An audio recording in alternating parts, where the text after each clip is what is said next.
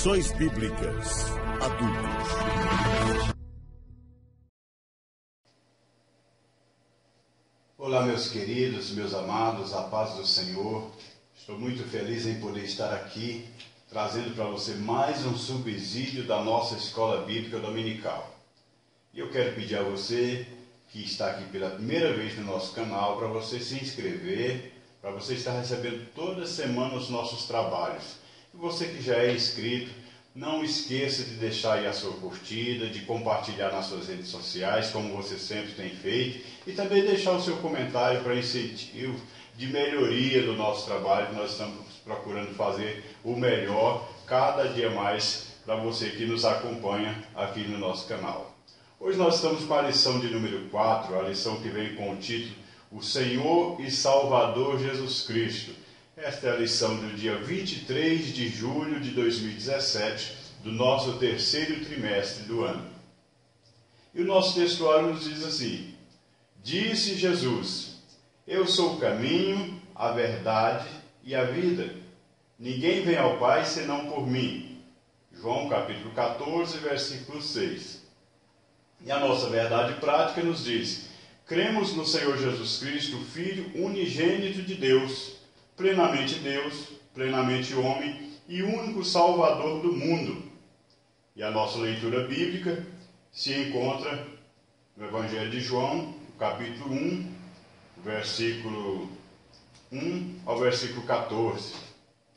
Meus caros professores, o nosso objetivo geral nessa lição é explicar por que cremos que Jesus é o Filho unigênito de Deus e plenamente homem e plenamente Deus.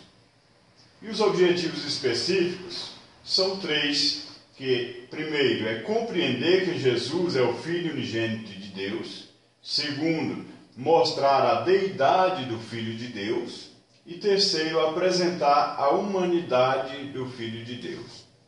Então, meu amado professor, nesta lição nós estudaremos a respeito do homem mais importante que já viveu nesta terra, Jesus Cristo, Filho de Deus, o Filho unigênito de Deus. O seu nascimento foi e é o marco na história da humanidade. Depois da sua vinda ao mundo, a história passou a ser dividida em antes de Cristo e depois de Cristo. É importante nós lembrarmos que quando Jesus veio ao mundo, a Palestina estava debaixo do jugo romano. César Augusto era o imperador e os imperadores romanos eram vistos por todos como um deus. Porém, o Rei dos Reis veio habitar entre nós. Ele nasceu em um lugar simples, em um estábulo. O seu berço não foi berço de ouro, mas foi uma simples manjedoura. Ele abriu mão de toda a sua glória para vir ao mundo, salvar todos os perdidos e revelar-se aos piedosos e às minorias. Ele veio trazer esta bênção às pessoas necessitadas. Então, meus queridos, nessa doutrina da Cristologia, há inúmeros pontos dignos de ocupar a mente e o coração de todos os seres humanos.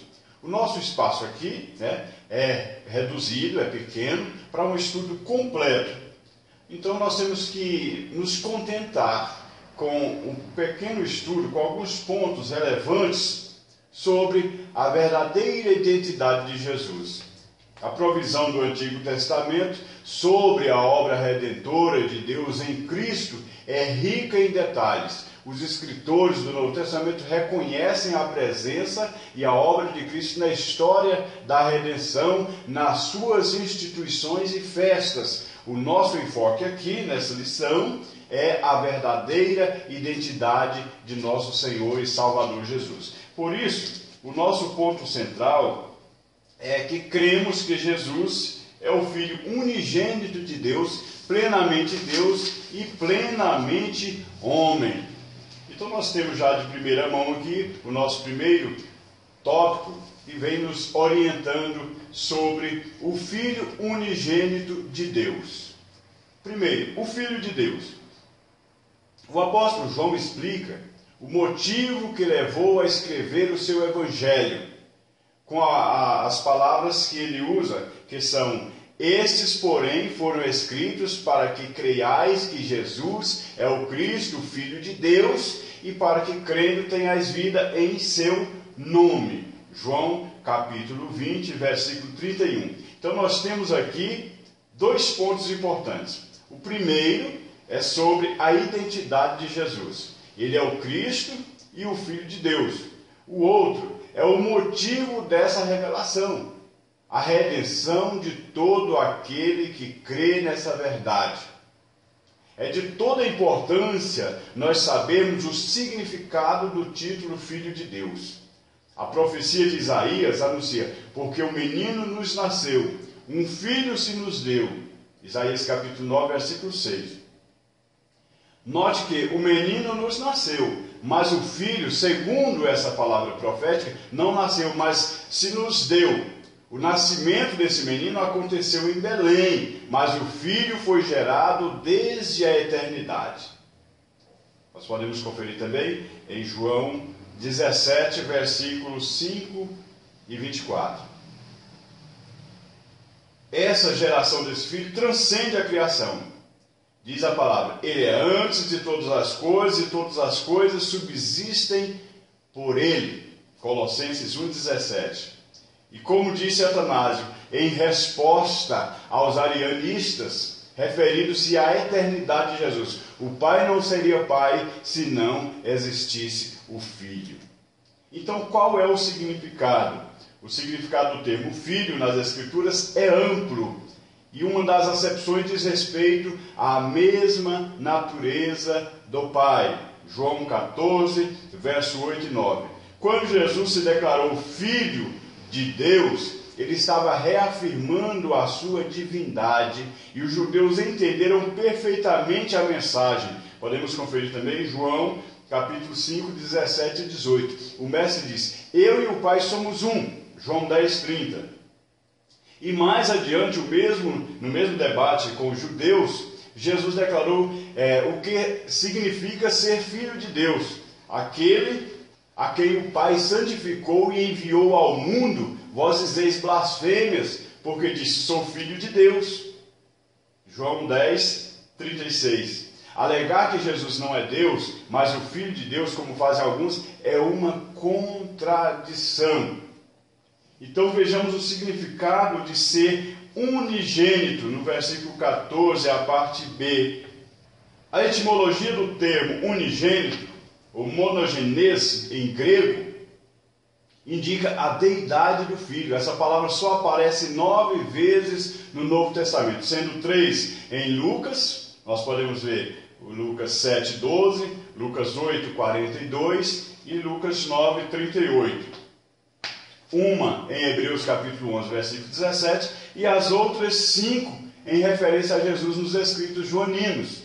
O vocábulo vem de monos, ou seja, único, e de genes, que nos parece derivar de genos, raça, tipo, e não necessariamente do verbo genao, que é gerar. Então, unigênito, quando empregado em relação a Jesus, transmite a ideia de consubstancialidade. É exatamente o que declara o credo niceno: e cremos em um só Senhor Jesus Cristo, Filho de Deus, unigênito do Pai, que é a substância do Pai, Deus de Deus, luz de luz, verdadeiro Deus e verdadeiro Deus, gerado de uma só substância com o Pai. Então, meus amados, monogenês, esse termo grego, é usado 5 vezes, todas nos escritos do apóstolo João, acerca de Jesus como Filho de Deus. Em Hebreus capítulo 11, versículo 17, é traduzido por unigênito, sobre a relação de Isaac com Abraão, com referência a Jesus. A frase o unigênito do Pai, em João 1,14, indica que como Filho de Deus, ele era o representante exclusivo do ser e caráter daquele que o enviou. Então, no original, o artigo definido está omitido tanto antes de unigênito quanto antes de Pai. A sua ausência em cada caso serve para enfatizar as características referidas nos termos usados. O objetivo do apóstolo João é demonstrar que tipo de glória ele e seus companheiros apóstolos tinham visto. Sabemos que ele não está fazendo somente uma comparação com as relações terrenas pela indicação da preposição para, que significa de ou proveniente de. A glória era de uma relação única e a palavra unigênito não implica um começo de sua filiação. Sugere, de fato, a relação, mas essa deve ser distinguida da geração conforme a aplicada aos homens. É gerado de uma forma diferente. Podemos apenas entender corretamente o termo unigênito quando usados para referir ao Filho no sentido de relação não originada. A geração não é um evento no tempo, embora distante, mas um fato independente do tempo. O Cristo não se tornou, mas necessariamente é o Filho. Ele, uma pessoa, possui todos os atributos da deidade pura. Isto torna necessário a eternidade, o ser absoluto sobre este aspecto. Ele não é depois do Pai. Então falemos um pouco sobre a deidade do Filho de Deus. No segundo tópico, o Verbo de Deus. João capítulo 1, versículo 1. O Verbo é a palavra. Do grego, nós temos logos. O termo Deus aparece 2 vezes nessa passagem. Uma delas em referência ao Pai. E o Verbo estava com Deus. Aqui temos uma indicação do relacionamento intratrinitariano, ou seja, entre a Trindade, antes mesmo da fundação do mundo. Então a Trindade não foi uma invenção do concílio de Nicéia. A preposição grega pros, que tem no Evangelho de João, no capítulo 1, versículo 1, pros ton theon, usada para com, nessa segunda cláusula, diz respeito ao plano de igualdade e intimidade. O Verbo estava com Deus, face a face, além de mostrar a distinção entre pai e filho, um golpe mortal contra o sabelianismo. A segunda referência, e o Verbo era Deus, aponta para o Filho. Não se trata de acréscimo de mais um Deus aqui, posto que ao apóstolo foi revelado pelo Espírito Santo que o Verbo divino está incluído na essência una e indivisível da deidade, embora seja ele distinto do Pai. Podemos conferir em João capítulo 8, versos 17 e 18. Da mesma forma, o apóstolo Paulo transmitiu essa verdade ao dizer que para nós há um só Deus, o Pai, de quem é tudo e para quem nós vivemos, e um só Senhor, Jesus Cristo, pelo qual são todas as coisas, e nós por Ele. 1 aos Coríntios, o capítulo 8, versículo 6. Trata-se do monoteísmo cristão. Isto é um fato aqui da palavra do Senhor para nós entendermos. E as relações ou reações à divindade de Jesus. É digno de nota que os apóstolos João e Paulo, como os demais, eram judeus e foram criados num contexto monoteístico. Portanto, não admitem hipótese alguma outra divindade, senão só e somente o Deus Javé de Israel. Podemos ver em Marcos, no capítulo 12, versículos 28 a 30. Então, meus amados, observemos que a cada fala do Senhor Jesus a respeito de sua divindade, de sua igualdade com o Pai, o próprio apóstolo João registra a reação dos judeus como protesto. Podemos conferir em João 5,18. Então, mesmo assim, esses apóstolos não hesitaram em declarar com ousadia e abertamente a deidade absoluta de Jesus. Eles continuaram pregando como Jesus pregava. Então, falemos um pouquinho do relacionamento entre o Pai e o Filho. Os pais da igreja perceberam também que, além das construções tripartidas do relacionamento intratrinitariano e histórico salvífico, revelado nas Escrituras Sagradas, havia ainda as construções bipartidas que identificam a mesma deidade do Pai e do Filho. O Pai e o Filho aparecem no mesmo nível de divindade.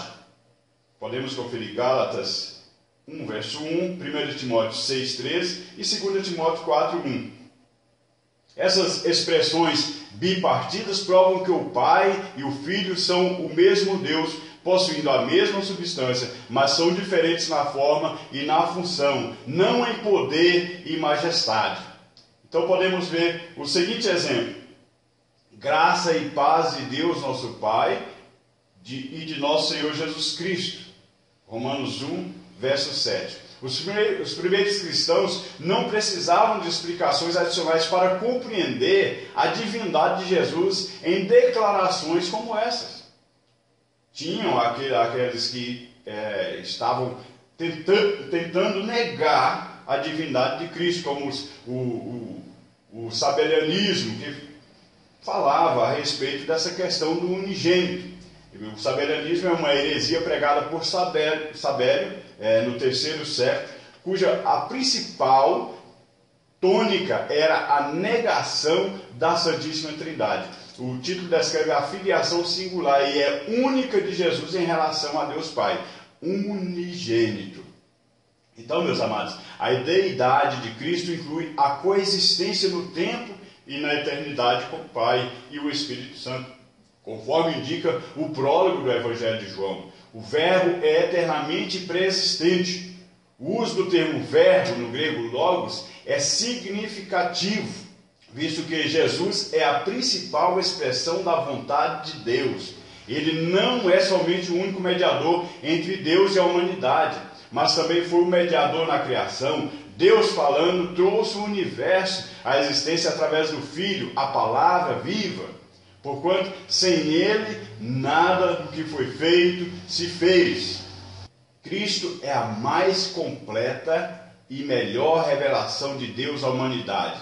Desde o começo, o Verbo foi a própria expressão de Deus e continua a demonstrá-lo. E então, vindo à plenitude dos tempos, Gálatas capítulo 4, versículo 4, o Verbo se fez carne e habitou entre nós. Antes de manifestar-se à humanidade dessa nova maneira, o Verbo esteve eternamente em existência com aquele que revela a Deus. É bem provável que as teofanias do Antigo Testamento fossem, na realidade, cristofanias, visto que, em seu estado pré-existente, os encontros com várias pessoas podem revelar a vontade de Deus. Estaria de pleno acordo com o seu ofício de redentor. Então nós vemos aí várias vezes no Antigo Testamento o anjo do Senhor, que pode ser as aparições de Cristo no Antigo Testamento.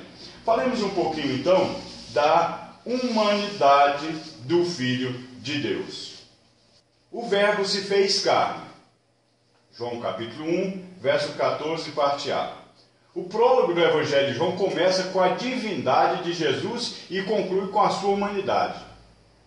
O Senhor Jesus Cristo é o verdadeiro Deus e o verdadeiro homem. A sua divindade está presente na Bíblia inteira de maneira direta e indireta. Os ensinos e as obras de Jesus mostram com abundância de detalhes que, infelizmente, não é possível mencionar tudo numa aula tão rápida como essa, porque nós não temos esse tempo tão grande assim.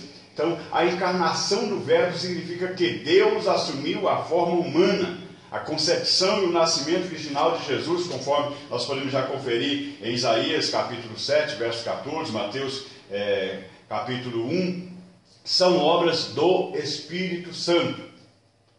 Toda essa obra da encarnação de Jesus, da geração de Jesus no ventre de Maria, a gestação de Maria, é um mistério da parte de Deus. E as características humanas do Filho de Deus, assim como as Escrituras revelam a deidade absoluta de Jesus, da mesma forma eles ensinam que Jesus é plenamente homem. Jesus Cristo, homem. 1 Timóteo capítulo 2, versículo 5. Há abundantes e incontestáveis provas de sua humanidade, ou seja, de que ele nasceu, cresceu e viveu entre nós. O seu nascimento é contado com detalhes nos 2 primeiros capítulos de Mateus e de Lucas. Ele cresceu em estatura física e intelectual. Lucas, capítulo 2, verso 52. E sentiu fome, sede, sono, cansaço, tudo isso como homem comum. E a necessidade da encarnação do Verbo. Jesus foi revestido de corpo humano porque o pecado entrou na humanidade por meio do casal Adão e Eva, seres humanos, e pela justiça de Deus o pecado tinha que ser vencido também por um ser humano. Romanos capítulo 5, versículo 12, 17 a 19. Jesus se fez carne, fez-se homem sujeito ao pecado, embora nunca tivesse pecado, e venceu o pecado como homem. Romanos capítulo 8, versículo 3. A Bíblia mostra que todo o gênero humano estava condenado, que o homem está perdido e debaixo da maldição do pecado. Romanos 3, 23. Todos são devedores, por isso ninguém pode pagar a dívida do outro. A Bíblia afirma que somente Deus pode salvar. Isaías 43, verso 11. Então, esse mesmo Deus tornou-se homem, trazendo-nos o perdão de nossos pecados e cumprindo Ele mesmo a lei que Ele promulgara. Jesus Cristo não somente era pleno Deus, como pleno ser humano. Ele não era em parte Deus e em parte homem. Antes era 100% Deus e 100% homem ao mesmo tempo. Em outras palavras, ele exibia um conjunto pleno, tanto de qualidades divinas quanto de qualidades humanas na mesma pessoa, de tal modo que essas qualidades não interferiam uma com a outra. A divindade de Jesus, ou seja, a deidade de Jesus, permaneceu latente por muito tempo, até que se cumprisse a vontade de Deus de que Ele pagasse o preço dos nossos pecados. Numerosas são as passagens que ensinam claramente que Jesus de Nazaré tinha um corpo verdadeiramente humano, uma alma racional, eram características de seres humanos não caídos. Então, de fato, ele era o segundo Adão. As narrativas dos evangelhos aceitam automaticamente a humanidade de Cristo. Ele é descrito como um bebê na manjedoura e sujeito às leis humanas, ao crescimento.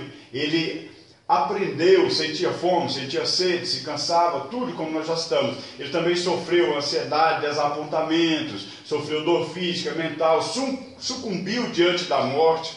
Na Epístola aos Hebreus, há grande cuidado em se mostrar a sua plena identificação com a humanidade.